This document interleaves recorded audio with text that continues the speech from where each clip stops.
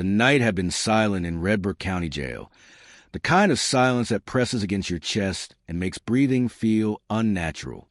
In solitary cell block C, prisoner Daniel Creel had vanished. No signs of forced entry. No unlocked doors. Only an empty cell, a faint smell of earth, and a deep, unsettling quiet. Outside, K-9 Officer Mara paced, her paws silent on cold concrete, her eyes fixed on a section of floor beneath the cell. Sheriff Hayes stared, unsettled. Something in Mara's posture told him this wasn't just an escape. It was a disappearance that hid something far worse. If you enjoy intense, immersive storytelling, please like and subscribe for more stories like this. Your support means the world. The jail smelled of mildew, rust, and a kind of human despair that clung to the walls like an invisible stain. Redbrook County Jail wasn't large, 3 blocks, 36 cells, but its isolation made it feel vast. It sat on the edge of Forgotten Valley, surrounded by pine forests and winding dirt roads, where fog rolled down in mornings like slow-moving ghosts. Sheriff Tom Hayes knew the place well. He had worked here for 22 years, watching crime shrink and grow in equal measure. But nothing in his experience prepared him for what happened that night. Hayes had arrived at the station late. After a long dinner, he barely remembered eating. The radio crackled with the usual routine. A petty theft down by the general store, a lost dog, someone calling a noise complaint. Nothing serious. Until the call came in at 1:17 a.m. "Solitary cell's empty," the night guard said, voice trembling. "C-14. Daniel Creel. Gone." Hayes grabbed his coat and drove through the dark corridors of the jail, the air inside unnaturally still. His boots echoed. He didn't need the flashlight. The jail lights were on full blast, though something about the brightness made the shadows sharper. Creel's cell door was locked from the outside. Hayes crouched beside it, inspecting the latch. No damage. No tampering.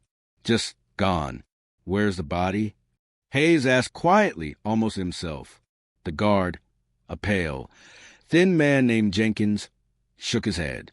"We checked the cameras. Nothing. No movement in or out. No disturbance. Just gone." Hayes knew Jenkins was telling the truth. Cameras were new and reliable. And yet, Creel was gone. That was when Mara, the K-9, stepped forward. She was a German Shepherd veteran police dog, with dark eyes that seemed to understand more than anyone gave her credit for. She crouched low, her nose twitching, her paws pausing mid-step. She approached the cell slowly, ears pinned back, breathing deep and even. Hayes followed her gaze. She was fixated on the floor of the cell. Not the door, not the walls. The floor. Hayes crouched beside her, brushing his fingers over the cold concrete. There was nothing at first, smooth, worn stone. But Mara barked low, a sound that seemed more urgent than alarm. Her claws scraped the surface in repeated taps. "Hayes," Jenkins whispered. "You ever seen her behave like that?" Hayes shook his head. He knew Mara well. She wasn't one to act without cause. "Get the forensics team," Hayes said quietly, "and get me a flashlight big enough to tear through this dark." By the time the team arrived, Mara was pacing, nose pressed to the floor, growling softly. Hayes knelt, shining his light along the seam of the cell floor. The beam revealed a faint outline, a thin, rectangular pattern etched into the stone, almost invisible. Hayes tapped it with the handle of his flashlight. The sound was different, deeper, hollow. Mara barked again, sharp and urgent, and then backed away slightly. The team circled around him, murmuring. A forensic officer, Lisa Green, knelt beside him. She was young, sharp-eyed, and quietly fearless, but her face had a pale look that told Hayes she felt something deeply wrong. "It's a trapdoor," she said softly, brushing dust away. "And whatever's underneath, it's not meant to be found." Hayes looked up at her. Why does that feel like an understatement? The door to the solitary wing creaked behind them. A chill swept through the corridor. No one had entered. Mara growled again, low, deep, like something she knew but couldn't explain. Hayes stood slowly. "All right, let's open it." The moment he touched the edge of the stone, Mara lunged forward and barked again, this time a long, warning bark that echoed in the stillness. The hairs on Hayes's neck prickled. They worked quickly, shoving steel bars and crowbars into seam. The stone door gave way with a sound like sighing metal, revealing darkness beneath. The air that escaped was cold, damp, and carried an earthy scent Hayes couldn't place. It was the smell of something ancient, buried, forgotten. Hayes looked down into the blackness. The beam from his flashlight cut through only a few feet. A narrow stone stairway spiraled downward into nothing. He felt Mara's presence behind him, her body tense. Then softly, almost as if from the stairway itself, a whisper echoed, "Don't come down." The men around him froze. No one spoke. Hayes glanced at Jenkins and Lisa, then back at Mara. For Mara, there was no hesitation. She stepped toward the stairway, growling, paw raised. Hayes tightened his grip on his flashlight and pulled his radio from his belt. "This isn't just an escape," he murmured. "This is something else." The radio crackled. Static, then a voice, faint and trembling. "Hayes, stop. Don't open it." Hayes froze, staring into the darkness. Mara barked once, sharply, then stepped on the stairway. Hayes sighed, gritted his teeth, and followed. The air grew colder with every step, smelling of damp earth, mold, and something metallic. The walls narrowed, carved from stone worn smooth over centuries. The stairway seemed endless. At last, they reached the bottom. Hayes shone the light across the chamber. His breath caught. It was vast, far larger than the cell above suggested. Old stone arches rose overhead. Shapes moved in the shadows. There were no guards, no prisoners. Only evidence that someone had been here recently. Chains, tools, scraps of clothing. And blood. Mara growled low. Hayes swallowed hard, feeling the weight of every step he had taken. Something waited in this chamber. Something that wanted Creel, and now it wanted them too. The air in the chamber was heavier than anything Sheriff Hayes had ever breathed. It clung to his throat, carrying a wet, metallic tang that made his stomach turn. Mara's growl echoed softly in the stone hollow, the sound vibrating through his boots. Behind him, Jenkins shifted nervously, the scrape of his boots against stone loud in the oppressive silence. Lisa Green stayed closest to Hayes, her flashlight sweeping the chamber in slow arcs. Her breathing was measured, but Hayes could see her jaw tighten. A sign she knew instinctively something here wasn't just dangerous. It was unnatural. The chamber walls were carved roughly from ancient stone. The arches overhead bent under the weight of centuries. Shadows pooled in corners like dark water. Chains hung from hooks bolted into stone, some rusty and broken, others fresh with corrosion. There were marks on the floor, grooves carved deep into the stone. Something heavy had been dragged here. Hayes stepped closer, shining his light on a piece of torn cloth wedged between stones. It was thick black and smelled faintly of iron. He crouched, brushing dust away. Beneath it was a patch of blood, dark and sticky even after who knows how long. Daniel Creel was here, Hayes said quietly, and something happened to him. Jenkins swallowed hard. "We should call this in. Let the SWAT team handle it." Hayes shook his head. "No. If they find this, they'll shut the whole thing down before we even know what it means. I need answers. We're going deeper." Mara growled louder now, circling toward far into the chamber, where stone steps rose into another shadowed corridor. Hayes followed, flashlight leading. The beam cut through the gloom to reveal a carved doorway, sealed not with locks, but with thick iron plates bolted deep into the stone. The bolts looked ancient. Lisa crouched beside it, brushing her gloved fingers along the edge. "These aren't modern.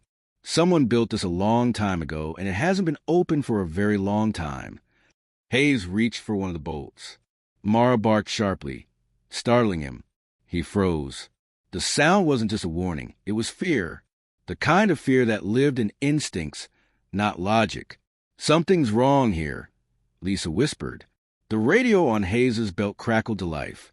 Static. Then a voice, low, strained, familiar. "Hayes, don't go down." Hayes froze. His hand tightened on the bolt. "Who is this?" he said softly. "Where are you?" The radio fell silent. Hayes looked around. Jenkins was pale. Lisa's flashlight was trembling in her hand. Mara was barking again, low and urgent, her body tense. Hayes knew ignoring the warning would lead somewhere dangerous, but curiosity and duty outweighed fear. He nodded to Lisa. "We open it," he said. They worked for nearly 15 minutes. The bolt screamed under crowbars. Iron groaned, dust fell, and the air seemed to hum. Mara circled anxiously, ears flat. Finally, the last bolt gave way. The iron door swung open with a grinding echo, revealing a pitch-black tunnel. A wave of cold air escaped, carrying the smell of earth, rot, and something that felt alive. Hayes switched on a secondary flashlight. The beam fell on stone steps that descended steeply, the tunnel narrowing as it went deeper. From somewhere far below came a faint sound, not quite breathing, not quite movement, but a rhythm that unsettled everyone. Jenkins swallowed audibly. "We should call backup." Hayes shook his head. "We can't risk Creel disappearing again." Mara stepped forward first, nose low to the ground. Hayes followed her, his flashlight cutting through darkness. Lisa trailed behind, her breathing slow but tense. Jenkins stayed close to the entrance, looking over his shoulder. The steps seemed endless. Every footfall echoed, swallowed by the darkness below. The deeper they went, the colder the air became. Their breaths misted in the beam of their lights. Somewhere behind them, the iron door groaned shut. Hayes spun around. The beam caught nothing but stone. The sound of the door closing was gone. It was as though the passage had sealed itself. At the bottom of the stairway, they stepped into another chamber. This one was far larger, a vaulted cavern, carved with strange symbols they could barely make out. Shadows clung to the walls. The floor was slick with dampness, and the air smelled of iron and decay. Mara barked sharply and stopped at the center of the chamber, her body rigid. Hayes shone his light there. The beam revealed a crude stone dais. On it lay chains, leather straps, and what looked disturbingly like human bones.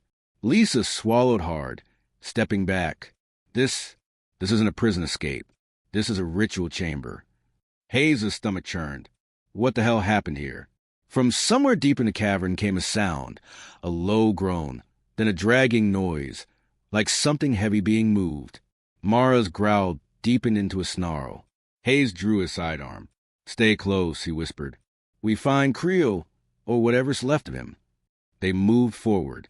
The walls were carved with strange runes, ancient symbols worn away by time. Every step echoed. Every breath felt louder. Mara stopped again, nose pressed to the stone floor, growling low.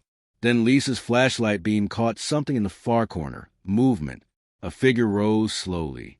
Not Creel. Something smaller, hunched, wrapped in shadow. It stepped into the light. Hayes' blood ran cold. Mara barked and lunged forward, but the thing vanished into darkness before they could reach it. From somewhere behind them came a sound, a whisper, unmistakably human, yet distorted. "You shouldn't have come down here." Hayes froze. Mara growled. Lisa swallowed. Jenkins turned pale. And somewhere in the dark, Creel's voice answered, "You don't know what you're dealing with." The air in the chamber pressed against Hayes' lungs. It was heavier now, not just damp earth, but something older, something hungry. Mara's low growl was steady, almost unnatural. The walls of the cavern seemed to close in, carved from stone that exhaled cold. Hayes raised his flashlight and swept the beam over the chamber.